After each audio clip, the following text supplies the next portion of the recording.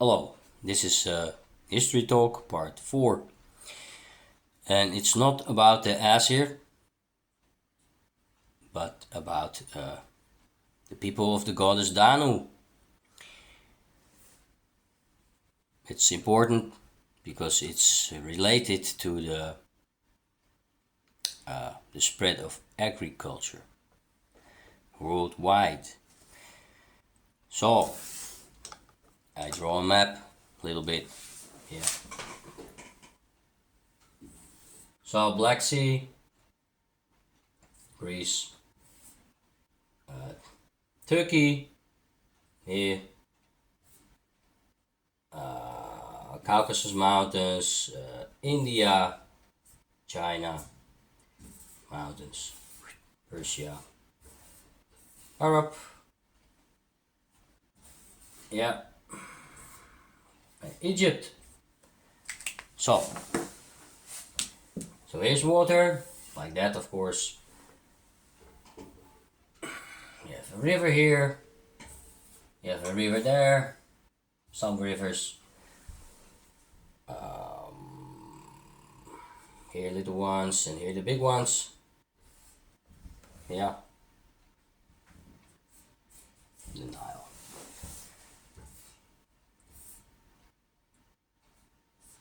So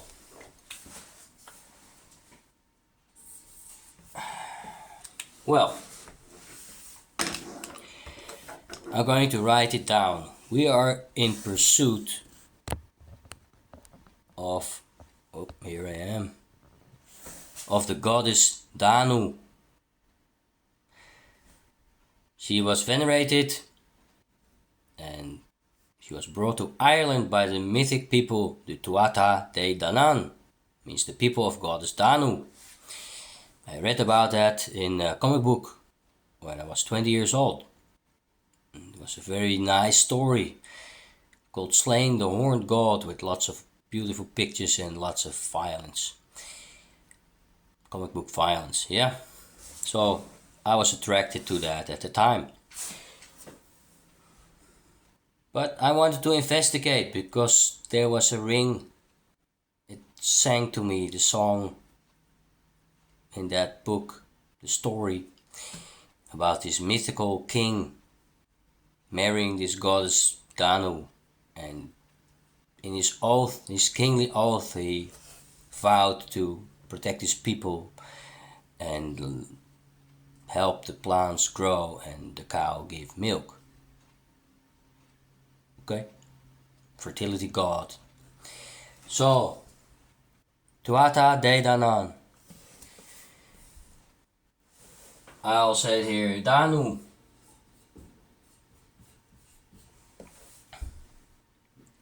The name Tuatha De Danann is extra because Danu is made of Da or De, Deus, goddess, Anu or Ana, and in that word you find the very ancient designation for sky or heaven, An. And here in the Middle East you have lots of gods and goddesses who were venerated. You have the sky god An, but to designate the sky as male, that's quite a new invention. It's came with a male dominant society. So no, the sky used to be, or the heavens used to be female, and the earth was supposed to be male. So, sky god or goddess An. He had Inanna in Anna. In Norway you have this goddess Iduna of the golden apples, the apples of youth. They brought it from here. So I say Iduna. Yeah. In Italy, they have the Madonna. Ma, de, Anna. Yeah, so let's skip the O. Madonna, Madonna. It's the same.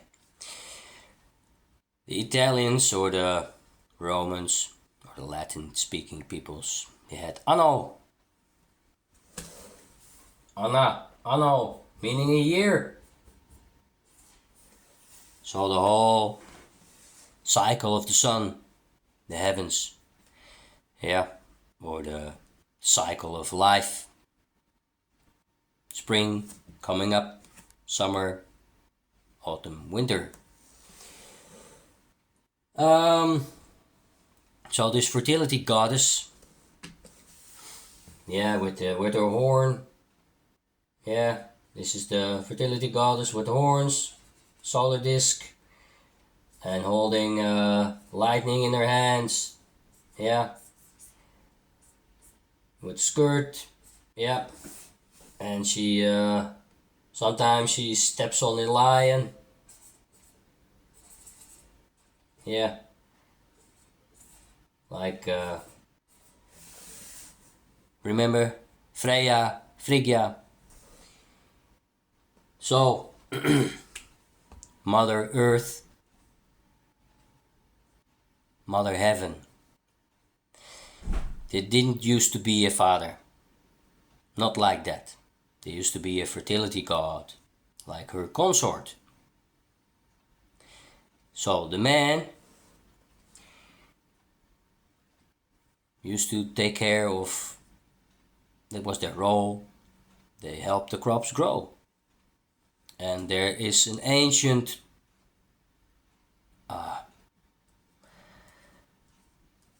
culture of worldwide with different names, right? But still it's the same culture of the fertility god who gets ritually killed and resurrected.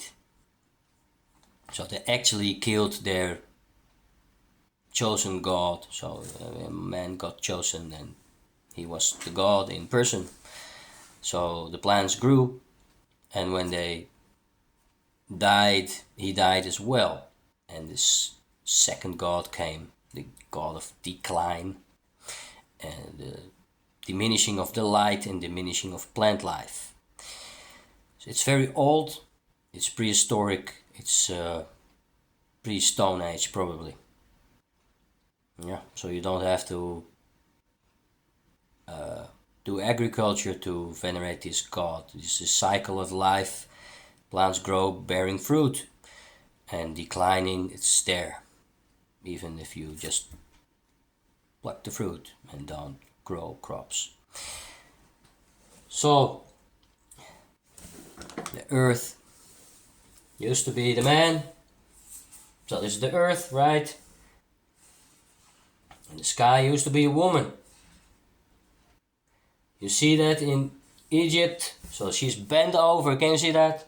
So the woman, the sky is bent over the earth. Yeah. And in Egyptian, the goddess Nut bends over her husband Geb. And Nut and night, it sounds the same. It's maybe a coincidence, but sky goddess, woman, earth, men.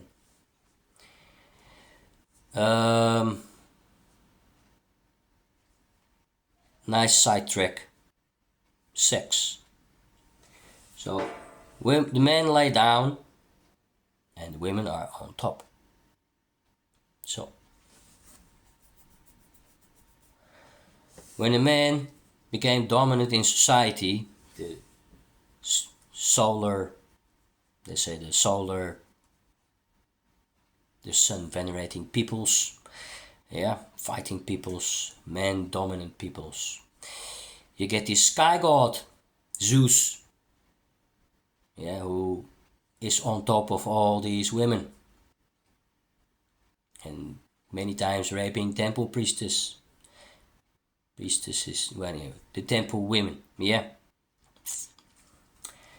And then the sky becomes male and the earth becomes Gaia, becomes female. So the man on top forcefully impregnating the female part of nature. So that's a cultural change. So the oldest women on top. You see that in South America, Indian, North American Indian, especially that pictures. You also have this bent over woman, yeah, the loving woman loving her husband, yeah. So there's no dominating there, no violence. Yeah. So Danu, the people of the goddess Danu, it's Irish legend. Come to that later a little bit, but came from here, Middle East. And in Turkey, Anatolia, name again, Anatolia. They say it's the rising sun. I would say that Anatolia could easily mean the dales of the goddess, Anna. If it's in the European or mix. Anatolia is in the European, they say it's Tolu. It's very hard to describe. It's a negative of lifting, or the lifting of the sun, I don't know. I think it's crap. But Turkey, Anatolia. You have west and east. And if I read it right, the genetics of the peoples living in West Anatolia were wildly different from the genetics of the people from East Anatolia. Well, East Anatolia, here, yeah. West Anatolia, they went to Europe. They brought the cows, yeah, to Europe, and agriculture. And they loved this valley and this river they called the Donau. So, goddess Danu, rivers are called Don. Because you have the river Don here, the Donetsk, Dnieper, so DN is Don. Yeah, so heavenly sphere, the heavenly waters, the waters on earth. So these rivers were named after the sky goddess, bringing life and fertility. So, Western Anatolia, the people went to Europe. That's documented, right? It's 6000 BC, something like that. It's 8,000 years ago. People went here. Middle East, it's documented too. You have the Sumerians, they were the first. You have agriculture in Egypt. I'll leave that out of this story for now. The people of Anatolia, East Anatolia, they traveled. Yeah. This is not real size, right? But they traveled to India, to the Indus Valley, here. And probably the Dravidians, South Indian peoples, who were called the Vanir of the Vana people, living in the forest monkey-like, with heavy brows, short and squat a bit. And these peoples here, you have many peoples living there looking different, but if you look at the pictures of the Dravidian people, and you look at Aboriginal people, you look at Ainu people from northern Japan, yeah, you see some similarities. Yeah, broad heads, big nose, heavy brows, short, squat, strong, short bodies, not those long skulls and long, slender bodies. different body type. These were long-headed, long people, fair-skinned or lighter-skinned. These were darker peoples. Well, it's documented that agriculture came from here and went east. And earliest here, like 6000 BC, and maybe before. And they brought all these, not only the culture of agriculture, but also the food themselves. But different climates, different food. So in China, eventually they came to China, or the culture came to China and brought rice. Here in India, you have, can you still see it? Yeah. The cooked rice, or a gift. In Buddhism, the gift is called dana. Cooked rice is called dana as well. So, raw rice, you can't eat. You can't digest. It's nothing for you. Cooked rice, that's something else. So that's a new thought. It's a gift. Cooking rice, cooking stuff, and also agriculture. So, the Heavenly Mother, sustaining her people, is here, Dana. And in the Dravidian language, you have this famous mountain somewhere here. It's called Anamalai or Arunachala. Malai is, I think it's in Indo-European. It's called Motherland. Yeah, you have Malaysia, and you have the Himalaya. Hima is, I think, snow country. Yeah, or snowy mountains. Maybe this is Malay means mountain. Good. And Anna is, of course, the mountain of the goddess Anna. Yeah. So this goddess Anna, without the D, it's everywhere in India. So you have in Egypt, or close to Egypt, in Ethiopia, you have the Danakil, depression with the Afar people. I've seen pictures of these people with Scottish-like kilts, and a certain type of hockey is practiced here. And in Ireland, they have hurley, the more violent version of lacrosse. And the Tuatha De Danann were said to be dark people, and they brought their fairy magic. So in the Norwegian legends, it's stated that the Aesir learned magic from the Vanir, from Frigga. She was a goddess of magic. Yeah, so magic and agriculture, it's very closely related. Knowledge of plant life, healing herbs, and probably also of intoxicating herbs like mushrooms and all kinds of mind-blowing stuff you can take and venerate your god or goddess or life, taking it. I have to wipe this, so I put it on hold. I do my wiping and then I continue the story. Yes.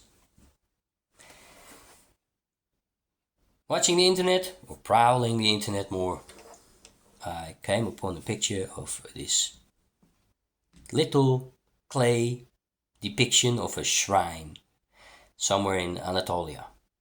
6000 BC, Kayal-Hutuyuk or something like that. Yeah, it looked a bit like that. You had this shrine-like thing on legs, Yeah. So shrine like with the door. Didn't bother me. It was like this big, yeah, in real life. But, and I can't find a picture, otherwise I would have shown you because it's far out. I saw this clearly depicted on the side. Oh my god. The yin yang symbol. Right there. In Turkey. And it's stated and proven that agriculture came from Turkey all the way to China, changing. So it's not people dominating or supplanting other people there, but cultural exchange. These people brought gifts. They brought agriculture. And they brought the yin yang. So the Middle East has forgotten about the yin yang, and thank God for the Chinese because they preserved that. So this is old.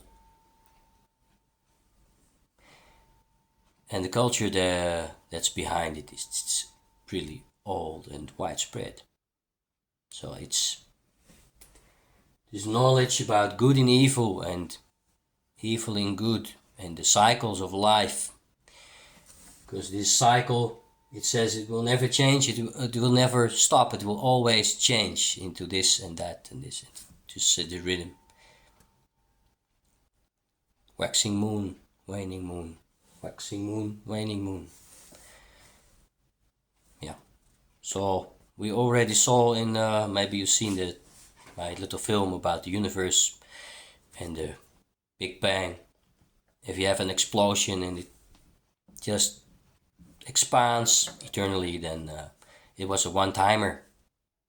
But if it expands but becomes circular and returns somehow, then it's circular.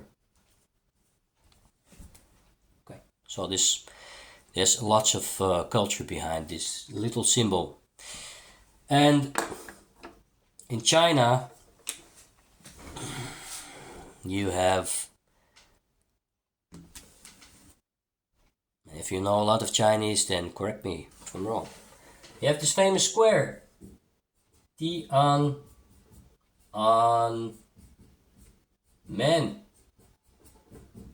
Square of the heavenly peace. So either this Tian or An means peace, like Dana and her gift, and Tian is probably, T means light. All languages with fire, bright, white, especially Indo-European, the I has a certain energy, and it's used in this energy-rich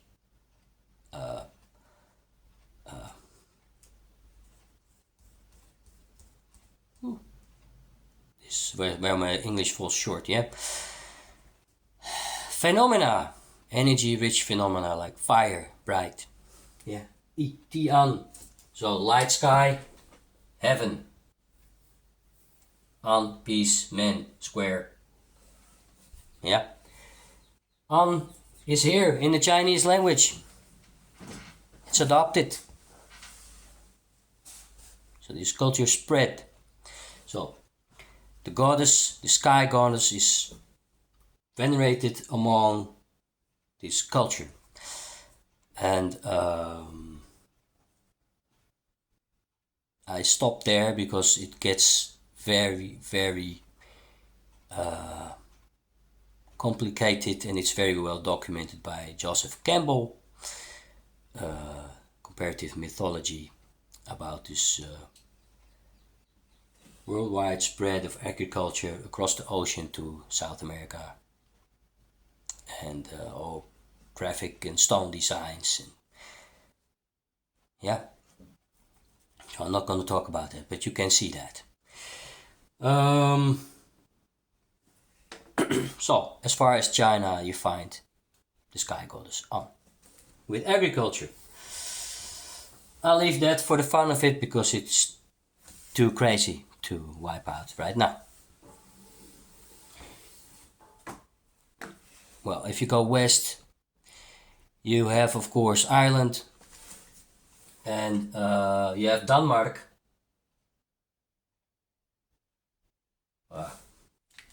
I'm not going to draw it. You have Denmark. Yeah, and you have these trees. It's called the tan in German, and fir in English language. I'm not sure if Denmark is also a remnant of this goddess Danu. But the people, the tribe who came to Ireland, yes. Middle East, yes. And there's a little bit more, I think. In Greece, you have, of course, or in Greek, you have the word ocean. We know the word ocean, right? So, if the sea is a K in ancient Greece, it's like okay on. And we all know the word for water in Latin is aqua.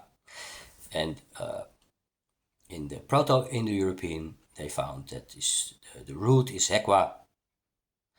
And we Germanic languages, we forgot about the ak or the hek. We stuck with wa, water, Wasser, vatten. Yeah. So hequa is Proto. Hequa is Germanic. And hek, aqua, it's more the Mediterranean style of saying water. So why this story about water? Well, ocean or aquaan means water sphere. So how do you describe this big body of water? Water sphere, water plane. You have the blue sky, you have the water plane. Yeah, in South America or Middle America, you have this designation of the jungle. It's the green ball, and the blue ball is the heaven. So, green ball, jungle, blue ball, heaven. Green sphere, blue sphere. Ocean. Well, you have an older word for ocean.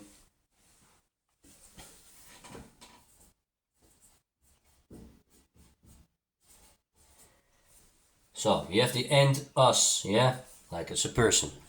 You have Oceanus, that's the god, and Uranus, you all know, right? Ur, meaning water. So, this is old. This is older. Yes, different cultures. The one, or it's the same culture with two.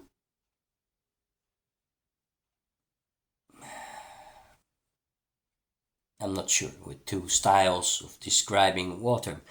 In England, for example, you have the River Ure. It's close to the Yorkshire Dales. The River Ure, it's right there. Look at Google Maps. I just had a holiday. I drove by the River Ure.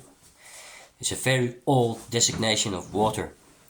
And in Siberia, you have the Amur River. It's other side of the globe. Ur as well. You have this, I don't know what language in Siberia, but they call it muren. It's water. Yeah. Oei. You have the Ur as well. So, and you stick to your own language for important stuff like that. Yeah. So you don't adapt water because some culture comes and brings a different culture.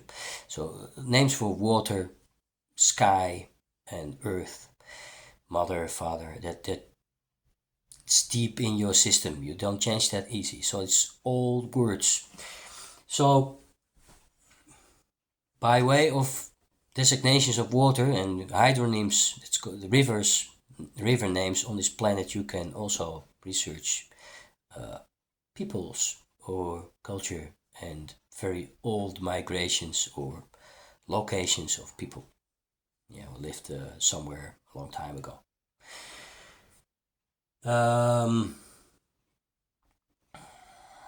I talked about India and Ur and Pur, the English word for flowing water to pour.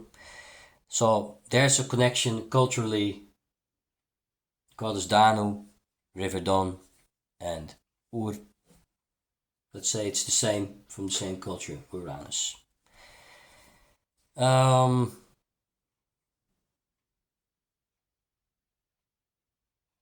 Well, next story I get back to the Asir, because the Asir and the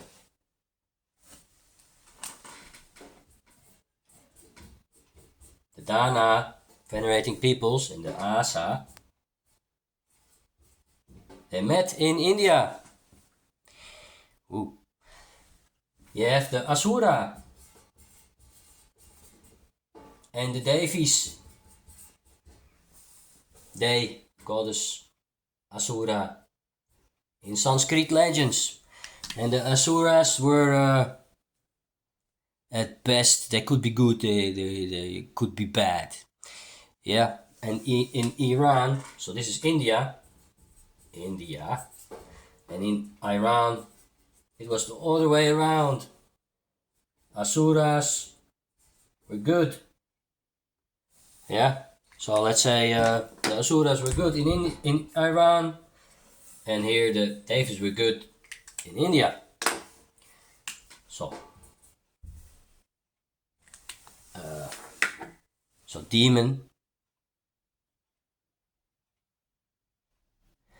might have the same Iranian thought behind it, yeah? So these were bad, yeah, and we are stuck with this culture, yeah? And the oldest culture in India, or one of the oldest, was the agriculture. These were invading, for sure. They were these horse boys dominating. They came here, and there was less left of the agriculture here. It was more shoved to the east. It was destroyed in Iran, Persia, and at the time different name, Elam, I think. So you can see the Asir as Asura in India. Okay. So I continue this film and forget about the next film, because I already told you this. There's something very special about the East and the Asir. Something freaky. And it's very clear. I can't tell you why. But here comes, in Korea, of all places, yeah? So you have China, China, Taiwan. Here you have Korea, North and South, and here you have Japan, right? And you have, I don't know, Sakhalin, some island, and Siberia. Oh, no. So this is Korea. You had an empire called the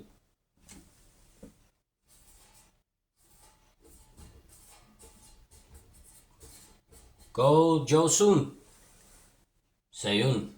They pronounce it different, but still, it means old. Joseon. Okay. I thought Joseon and Jason, the Argonaut, word recognition. Just let's read about it. So I read the internet, Wikipedia. If I ever get rich, I have to pay you like $10,000 at least for what I read on Wikipedia, because I read a lot. Joseon. You have this place called Asadal. Oh my god. Sunrise on the mountain, or sunrise valley. That was the translation. So Asa meaning east or dawn. East and dawn are related, of course, because the sun rises in the east. No matter where on this planet you are, at the east the sun rises, right? So you have Asa here as well. And if Joseon is Iason with an I, not a J, but with an I, it means designation. Ason is son, or the belonging to the group of the Aesir. So we forget Korea for a moment and we go to Jason the Argonaut, yeah? Argonaut, I don't know how you pronounce it. But Argon means silver or bright. And with Jason, the son of the Aesir, yeah, he had Odysseus. Oh god, Odysseus. He had this city Odessa on the Black Sea. So these people, Black Sea, Greece, right? They traveled the Black Sea, and lots of Greek culture is found there. So it's probably historic, yeah. And Odysseus, Od, in the Germanic language means heritage or land. So Odessa, meaning land of the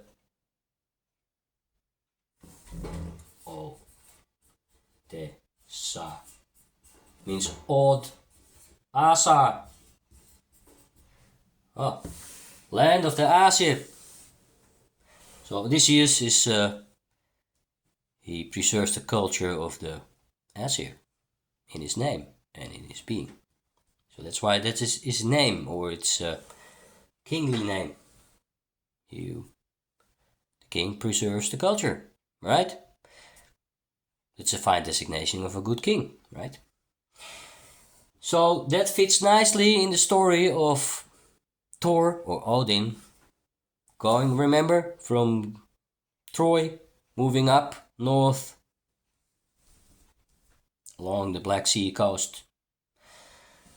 So I'm not surprised at all to find maybe that name here, because these horse boys, they were everywhere, and they taught long time ago, like 1500 or 1000 BC.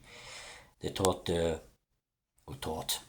that sounds a bit like they taught. No, they were there with their culture, and they met with the locals because they expanded, and they met the Turks and the Mongols, and they adopted horse riding, archery with this curved bow, and they took over, and they were mighty strong, like these very compact, strong people.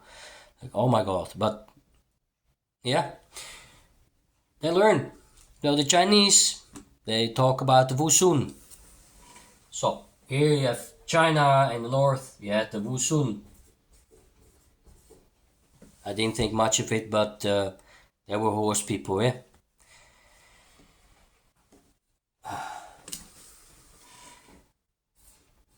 I write it down for later reference, yeah? Because it's a long story. This is going to be a long film. If I stop now, it's... Wusun, 700 BC, something like that. You had 400 AD, you had these Hunnic tribes. coming to Western Europe. Yeah. And with these tribes was the famous Vulsung. Vulsung.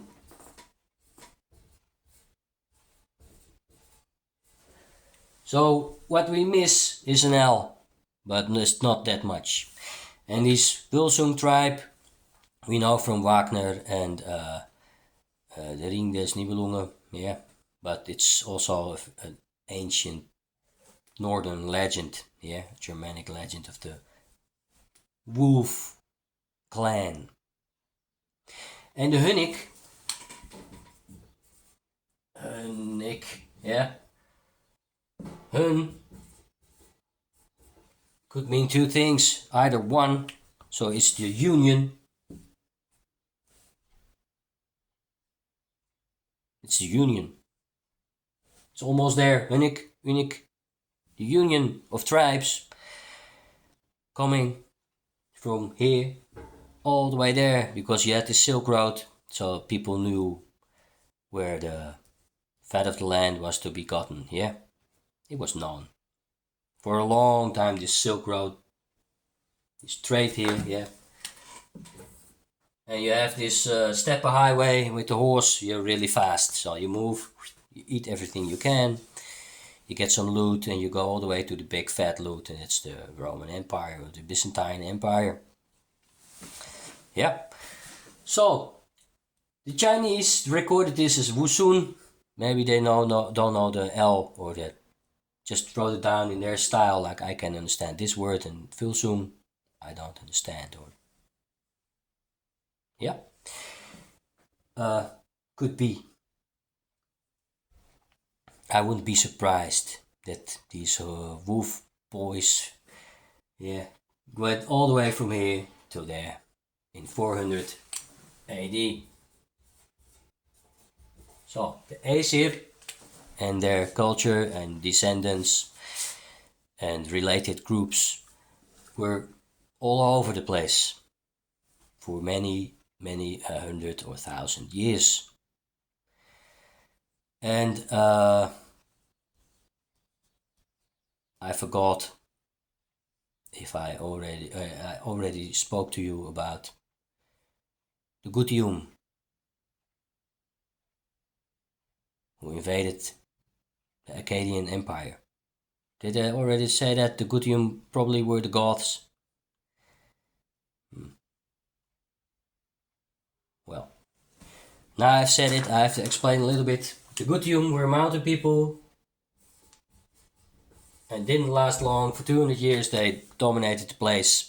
Then they were kicked out because people probably caught on to their style of warfare and they were outnumbered and unruly and ugly and foreigners, so the people kicked them out. Yep. But the Gutium, well, I leave this. Yep. And I leave that a little bit because I'm going to talk a little bit more about Korea later. But if you read about the Caucasus, yeah, so you have the Caspian Sea, the Caucasus Mountains, and you have the Black Sea, right? And you have the Ossetians, they lived here somewhere in Armenia. Osseti. Os, from the east, or God. You have the Asir again, yeah? It would be freaky if Azerbaijan meant white Azeri. Bajan, like white, Bayan, bright. So the bright Azeri in Armenia. But when I read about the name, they say it's from something else, but it could mean bright Azeri. But the Osseti were a tribe, yeah, or a confederation. They have legends and lots of talk about fighting giants in the land of Goom, which is probably the biblical Gomer. It was a real area somewhere here. I'm not sure where. And this guy fighting giants. And Thor fighting giants. Well, these stories are... There is a lot of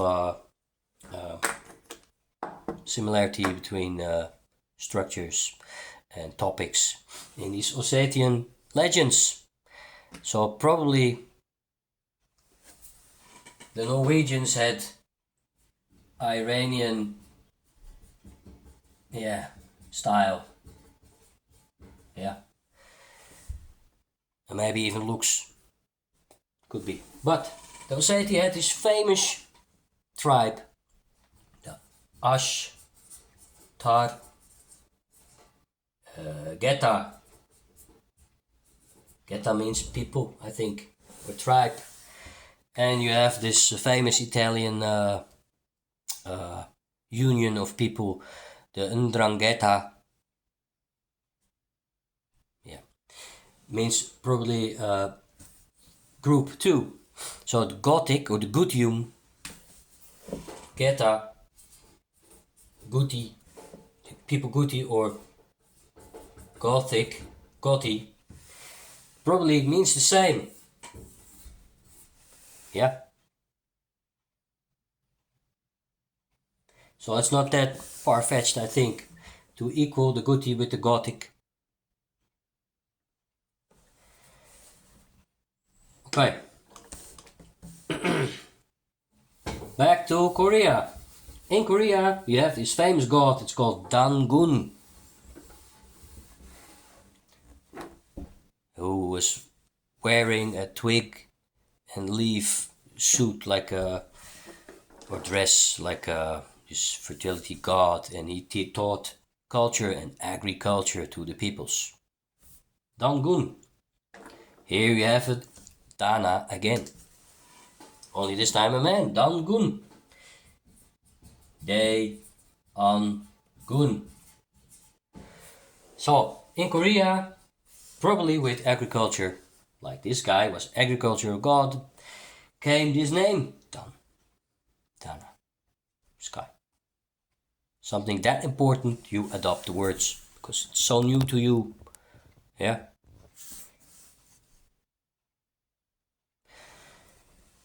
So, spreading of culture, it can be worldwide.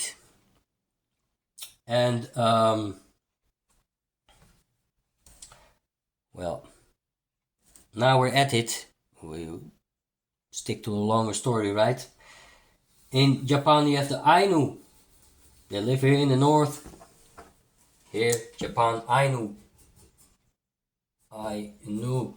They lived here as well and here as well, and they look like Aboriginals a bit, with curly, and Caucasians with heavy brows and wavy dark hair. Just like the Australian people, the indigenous, the first people of Australia, yeah? And they have lived there on this island for, 15,000 years. So then they're genetically distinct. And the Ainu word for cottage or village is kotan. I've read these legends and my eyes popped out. Kotan. We know the word kot, or in Dutch kate. In Belgium it's kot, and we know the word cottage. Ah, really? Yeah. It's not enough, but it was surprising. There's also another word for mat, means woman. Kidding me? Woman.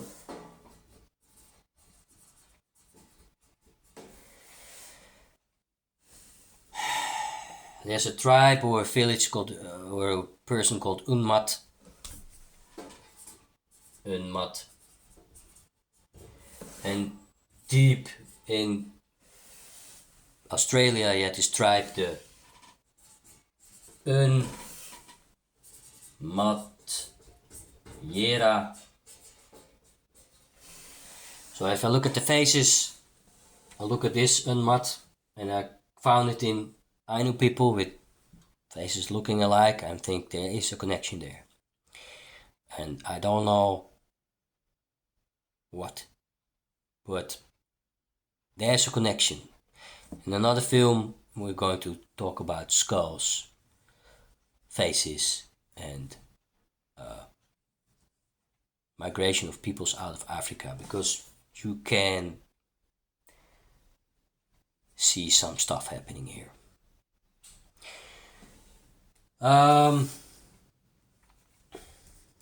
What can you see happening? Well, there's legends in Japan that they came from a reedy, marshy country, and this woman, deity Inari, taught agriculture in a time of famine to the people, and she rode a white fox.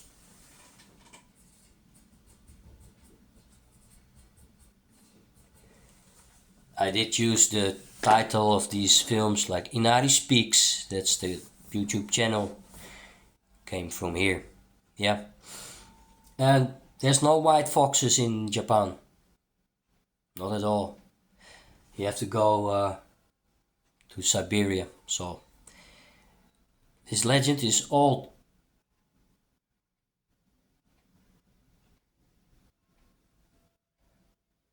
I'm thinking reedy, marshy country. You had a reedy, marshy country all over the place when the ice age, polar ice sheet melted. It got a marshy country then. And lots of legends talk about that. Yeah, you have Ural Batir. I already talked to you about the Ural Mountains in. So you have West Siberia and East Siberia.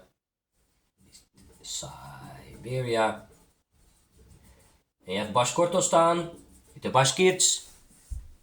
Yeah, it's a Magyar, it's a Ugric or Uralic speaking people. But,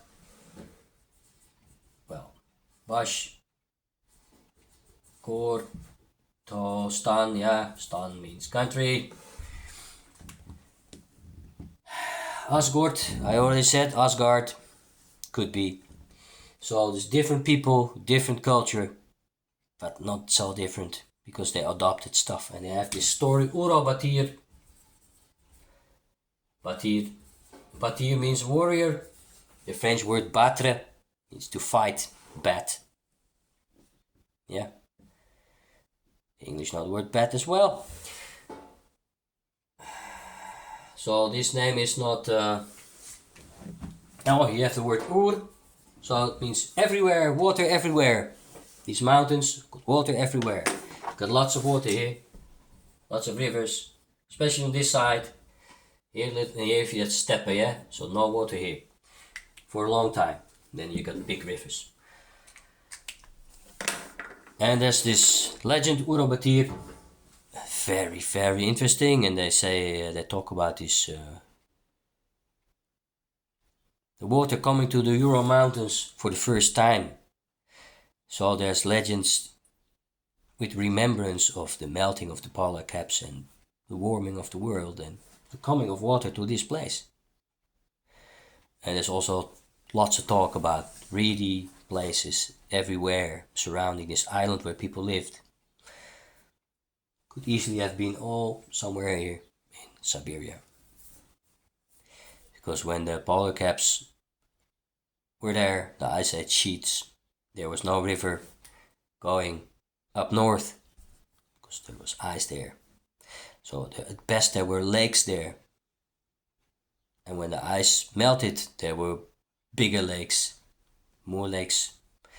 Yeah, so later there was drainage into the northern ice sea, but before that it was a swampy area with lots of water birds and lots of fish.